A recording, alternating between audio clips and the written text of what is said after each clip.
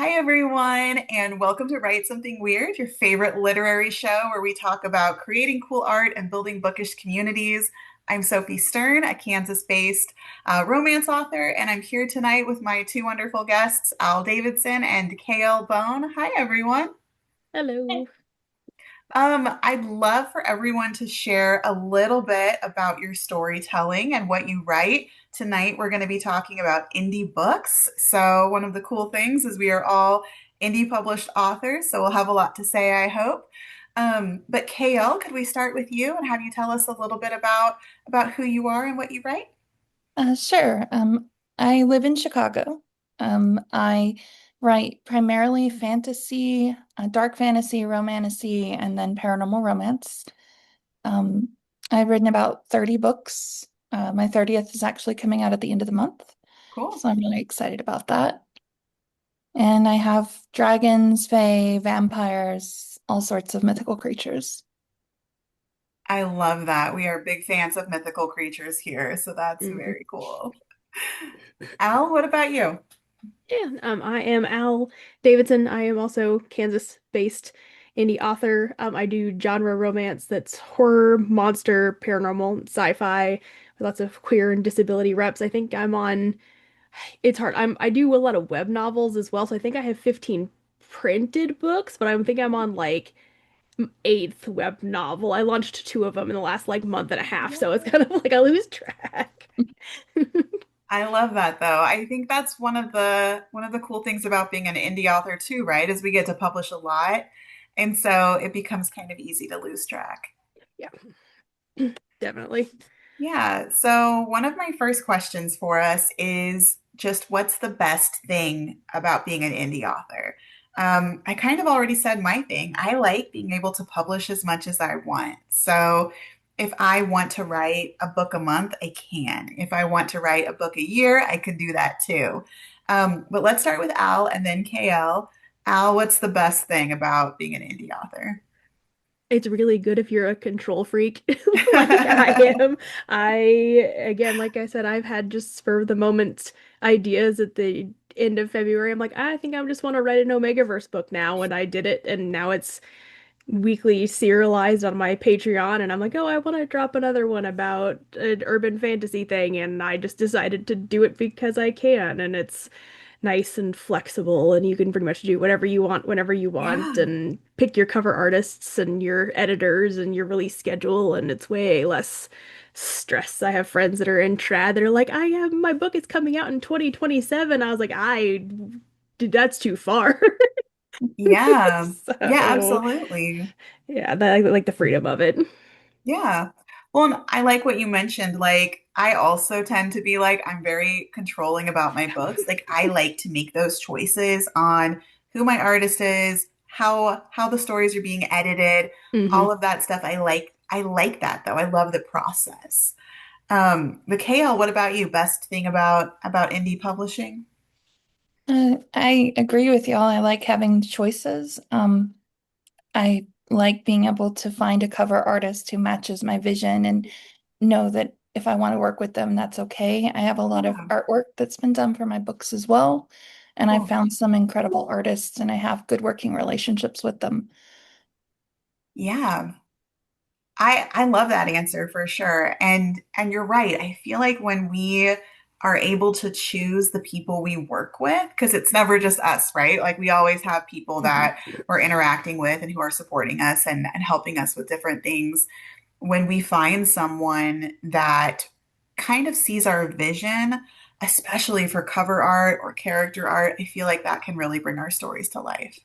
Yeah. Audiobook narration as well. I get to Hmm. work with the people that, I've found some incredible narrators who have gone on to do other projects with me beyond the one we originally agreed to. Yeah. Yeah, that's really cool. And I love that you can kind of build those long-term relationships too. Mhm. Yeah, I feel like that makes a really big difference. I'm like that with my cover artists. I have a couple of artists I've been working with for a really long time, and I feel like they're really good at their craft and they're just as passionate about the story as I am. Mhm. And so that makes it even more fun. Yeah. what about the flip side? What's the hard part about being an indie author? Everybody's laughing. Unfortunately, it's not always super fun. Like there are a lot of challenges that come with it. KL, do you want to get us started on this one? I mean, there's the obvious one that's financial. I'm paying for my own cover, my own editing, my own artwork, all out of pocket before a book comes out.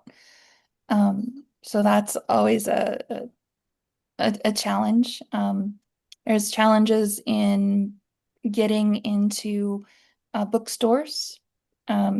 It's generally considered easier if you have a traditional publisher behind you trying to Mhm. get into Barnes and Noble or Books a Million or wherever you want the books to go. So, Yeah, absolutely. Those Yeah. are super good points. You're right. Like there are a lot of challenges that sometimes writers may not really consider as they're choosing like the pathway that they want for publishing. But yeah, that's really important. And I think we can consider our goals when we're publishing because there are definitely authors who are like, I don't care if my book is in a bookstore, but there are authors who really care. And so that can kind of shape those decisions. Al, what about you? What's the hard part? Uh, the other extra steps that you don't consider that comes after the writing is done. I Okay. didn't want to have to learn the math to figure out margins and formatting and learn a whole new program to format an ebook and figure out Valid. bleed and make my own cover wraps. And it's like Kale said too. It's like even sometimes getting into the library, because I know the Kansas library system, parts of the Kansas library systems are like, no, you have to have a Kirkus review for us to even consider you to be an eligible book for us to carry in our library system. And Yeah. like I've taught classes at this library system and they still won't even Yeah. t hold my books. And it's just the marketing, which is becoming a more normal thing with any type of publishing you do. Even Yeah. trad people are having to do their own stuff, but it's a lot of, I spend almost as much time in, Canva and on Instagram than I do in my in my Word document. So Yeah. it's the time management side of things. I always tell people it's a full-time job without the full-time pay a lot of times. So, Yeah. No, those are really good points too. Yeah, you really do have to wear a lot of hats. Learning how to market, learning how to format a book. I think that's something a lot of people don't think about. And you're right. I remember the first time I was setting up a paperback and I was like, I don't know how to do this. And I think that's one reason that the indie community is so great because have you both had other authors who were like, I know how to do that. I'm going to yeah. tell you. I Yeah. I love that about the indie community. I feel like independent authors are so good about like helping each other out. So, not always. Sometimes people are mean. They're like, you should know how to do this. But a lot of times they'll be like, oh, I dealt with that upload problem. I dealt with that KDP or Barnes and Noble problem. Here's what you do. Yeah. For sure. What about what about the stigma of indie publishing? Is there still a stigma when it comes to self-publishing? Al, do you want to get us started on this one? Yeah, it's they're all bad and they're all full of typos and they read like fan fiction and it's just that it's not the same level of quality as a traditionally published book and then I also feel on the flip side because there's a trad published author that is just done her second book I think that I absolutely love and that ebook had like 27 typos in it and like a Yeah, racially not okay like term in it and it came from HarperCollins, an imprint of HarperCollins. And I'm like, so it's not just us, but then people get really defensive about that. I was like, oh, now trad's falling into part and they're turning into self-published authors. And it's like, yeah, no, that means that we're not writing with AI and that we're human and we still have yeah, errors. And I think it's just, they don't take us as seriously. And I don't like having to start the conversation with, like, yeah, I may not be in every bookstore, but I have 57 award nominations. Can your favorite trad author say that?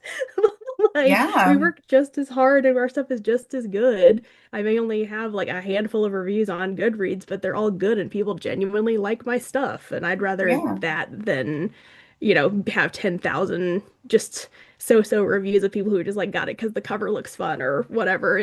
I feel like it's a lot more intimate when it's smaller Yeah. and self-published in indie. But yeah, the stigmas are still there and they're not going away. Yeah. Well, and I feel like some of that too comes back to like why we publish and why we write.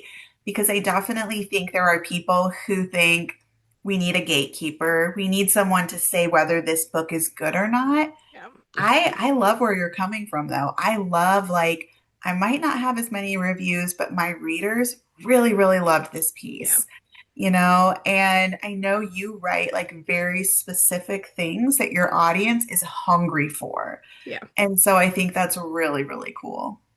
Yeah. Again, not everybody needs to have a giant shark man monster romance in their lives, but the people who do like it and do want it really like Yeah, it. And those are the people that I'd rather have read it than yeah, everybody because it's like, oh, you're the people who are actually going to absolutely. understand the weird. You're the weird girls that also need the giant Yeah, shark man romance too. yeah. Well, and I've definitely written stuff that I'm like, I feel like this might be a hard sell. Like, Yeah. one of my most popular books is called The Polar Bear's Fake Mate. And like, I have sold so many copies of this book and it Yeah. has so many reviews, and people have loved this story. But it's like a billionaire who turns into a polar bear and has to fall in love to save his company. Like, it's totally over the top. It was so fun to write. My readers are usually kind of hesitant, but then they really like it. But I love that freedom. Yeah. But KL, what do you think? Is there still a stigma attached to indie publishing? Sure. I mean, I think there always has been in different ideas. The, the, there's typos in indie books or that indie authors don't use editors. And that's, over at least with my friends who are also indie authors, that typically is absolutely not the case. Yeah, Um, they all have editors, they all have professional cover designers, or they've learned the craft well enough to make their own. Yeah. And yeah, both are equally impressive to me. Um, yeah, absolutely. And I feel like your comment about editors, like it kind of goes back to what we were saying earlier about like cover artists. When you find an editor who is really excited about your story, they are going to help you make it a stronger Yeah. story. So it's Absolutely. really nice to, yeah, to be able to choose like, hey, I want to work with this person. And I think there's also this idea that like a freelance editor, oh, cats are welcome here. That's okay. I think there's this idea that freelance editors may not be like that good. But so many are like, hey, I used to be an English professor. Hey, I used to edit for this huge company. Hey, I've been editing for 20 years and done this many books. So it's definitely possible. I think it's just an extra step for indie authors to have to kind of hunt that down. Yeah. Yeah. And I think what you write can sometimes you have to find the right editor to match your Yeah, genre. I write absolutely. one of my series is extremely dark fantasy. Um, and some editors are not comfortable with the content. Yeah. So it took a little while to find an editor that was okay with delving into something really, Oh, really dark. yeah. Absolutely. That's a super good point. Yeah. Some editors are like, if a story isn't for them, they may be tempted to like have you reel it back in. Whereas when you find that editor who's really passionate, they might say, KL, you could go darker. You can like really push this a little bit more. For sure. Um, yeah, it's been nice for me to see things change in the indie space. I feel like there's a lot more respect now when it comes to indie publishing, but I definitely think there is still the stigma of, oh, your book is self-published because you couldn't get a book deal. Whereas the idea that a lot of us actually really love self-publishing, and are really passionate about it. So, could you each share why you made the decision to publish on an indie level? I can't remember who went first last time. Who wants to go first? Um, I I liked the freedom of getting to choose who I worked with. I liked the freedom of getting to write the kind of book I wanted to write. Like Mhm. my dark fantasy, for example, um, it's not for everybody. You know, Mhm. I have romantasy that's more mainstream, but my dark fantasy is kind of like my little favorite little me project. Yeah. Um, and I liked getting to kind of delve into that if I want to. And I enjoy having some control as to like where I go to book signings, for example. I recently was so excited I got invited to two in Australia last year that I was able to attend. And I Amazing. didn't, you know, I had to, now there were struggles, of course. I had to work out the financial situation to go over and how to get my books over there and that sort of thing. But the fact that I got to say, oh, yes, I'm going to accept this invitation and I didn't have to run it by anybody was really nice. That is super nice. Yeah, absolutely. Al, what do you think? I I started with a massive space opera when I got back into writing and looking at each of the books and the fact that it's a Star Trekky found family with botanical eco horror stuff. And each book is 200,000 words long. I was like, there's no way a traditional publisher would ever want this.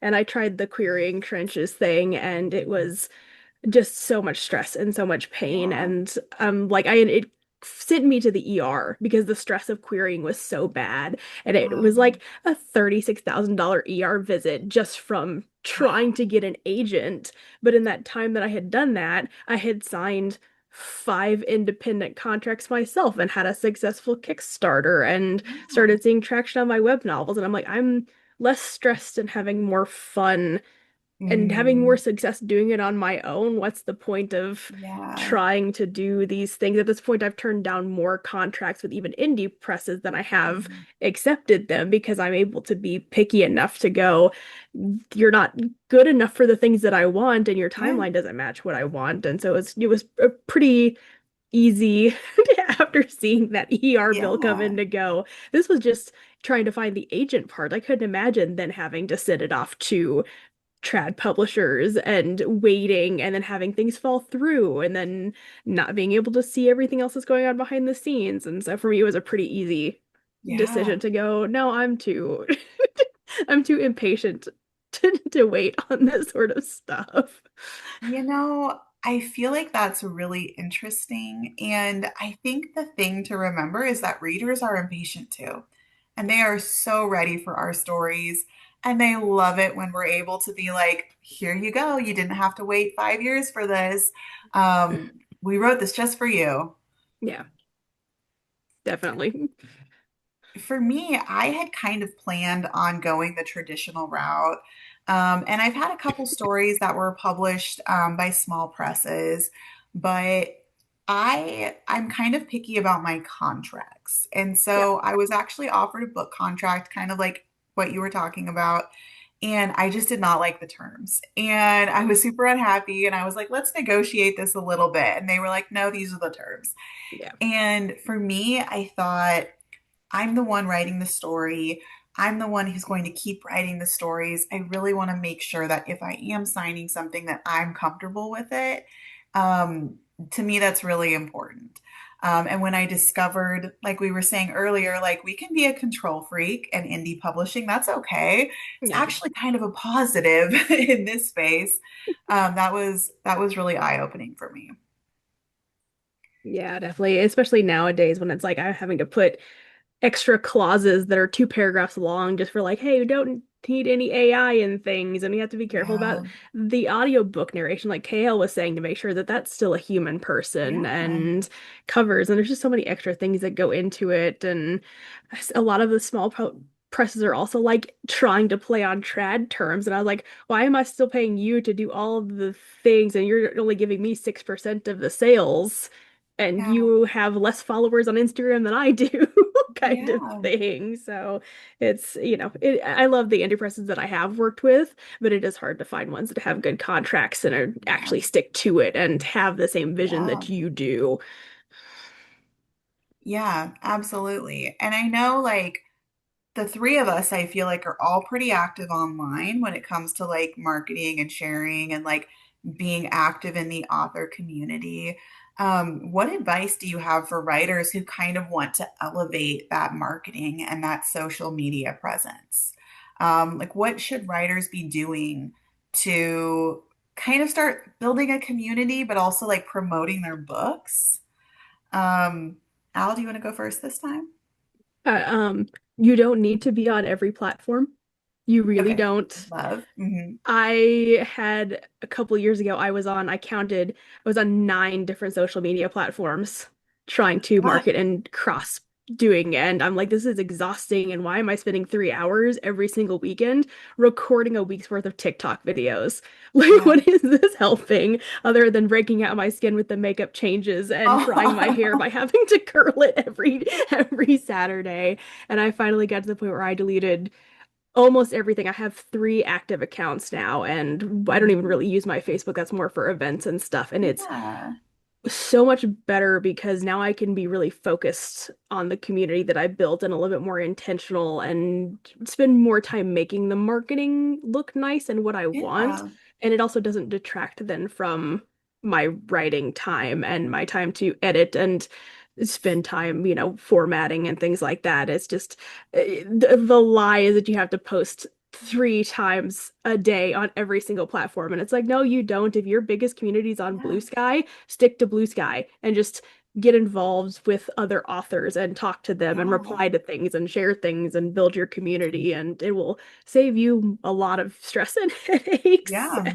and time. So, Well, yeah, that's a really good point too. Different social media platforms really do have very different audiences. yeah, I have certainly found that. I would say my main audience is going to be on Instagram and Facebook over like TikTok. yeah. But yeah, Blue Sky is a great place where I've met a ton of like poets and like literary authors. My So cover they're, artists. yeah, Yeah. yeah. KL, what do you think? Um, I Social agree that media. social medias can be very different. My Hmm. biggest following is actually on TikTok, Cool.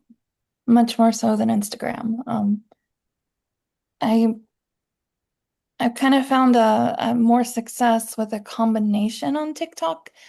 I Okay. post some personal stories, Mhm. like some of my travels from Australia, in interspliced between the book information, so it's not 100% like just these are book ads. It's also you get Yeah. to know me a little bit and kind of get to see where I'm going and where I've been traveling. And I think I have my cats on there sometimes. Uh, I hope just to you kind of do. Yes. get to know the author a little bit instead of it just being 100% advertisements. Yeah. Yeah. Well, and I love that. I think that's really smart. And as a reader, I love it when authors are willing to be like, here's a little bit of my heart. Like here's a little bit of my life. Here's my cat. Here's what I like to do. Here's my coffee order. I think that really helps build like a certain closeness. So I Mhm. think that's really cool. So when it comes to publishing indie, where do you think is the best place to start? Is it important for wannabe authors to choose like starting on Amazon? Do you think they should start on like Patreon? What advice would you give to someone who's just starting out? Let's go KL and then Al. I mean, I think that's a personal choice, Hmm. because I know some authors have great success with Kindle Unlimited. Yeah. Mhm. I personally never did, so my Hmm. books are wide. I Cool. have more success being wide, but I know others who are 100% the opposite. KU is amazing for them. Um, and I know some authors who will put a book out in KU for the first 3 months and then they'll go wide. So that way Yeah. KU readers have a chance to get the book, and then people that don't use KU also get a chance. Yeah. Cool. I love that answer. Al, what do you think? I'm the weirdo of the group with this sort of thing. I do all of my own distributing Yeah. on my website and nowhere Love. else. And my Hmm. Patreon for my web novels, but I'm actually teaching a class on publishing web novels in Cool. May. And I think one of the things that has been kind of been the focus is really figuring out the kind of genre that you write, the kind of like release schedule that you want, and finding if the other things that are on that platform match the vibe of what you do. Because if you're going to be on something like Tapas, which is where my web novels got their start, which is very slice of life, it's a lot of like Korean webtoons Yeah, and Heartstopper got its premiere there. That's where cool. Heartstopper Hmm. started. And so, but you can't be going on and publishing like a dark fantasy because that's not where the readership is. But then you could go to Yeah, something like Royal Road, which is the same thing, but it's more for those darker stories. And so it's really a lot of the research of figuring out where your like type of readership is yeah, so you can make sure that you're focusing on the time spent well. And so now most of my people are over on my Patreon, but they all got their start over on Tapas because that was where the cozy slice of life stuff was. yeah, And then I do all my stuff at my events and things like that. But I just find smaller printers and print them myself and made a really nice website. I don't yeah, even have my own domain. I still use my Weebly site, and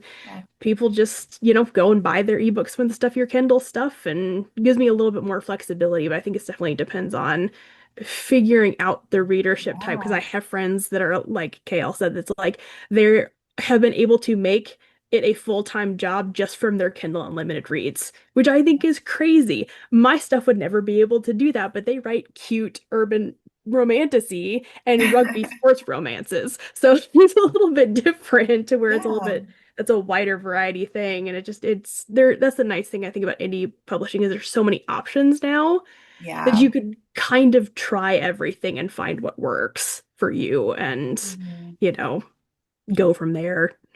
Yeah, absolutely. And I think the big takeaway is it depends and it's different for everybody. And I think you're both like completely correct. For me, I've been a wide author for maybe 7 years now, but different things perform better on different like retailers. So like through my website, like direct sales, my book bundles are great. Yep. Amazon, people love my shapeshifter stories. On Google Play, it's like Alien City. I Yep. sell so many alien romance books on Google Play and like hardly any on Amazon. So I think it's a matter of, like you were both saying, figuring out where your readers are and then meeting them there and saying, here you go, here's your story. All right, friends, this has been so wonderful. Thank you so much for your time tonight. This was super great. I really appreciate that you came on the show to talk about indie writing. Who's writing after we are finished filming? Okay. All right. Have a wonderful night, friends. I hope to see you again soon. I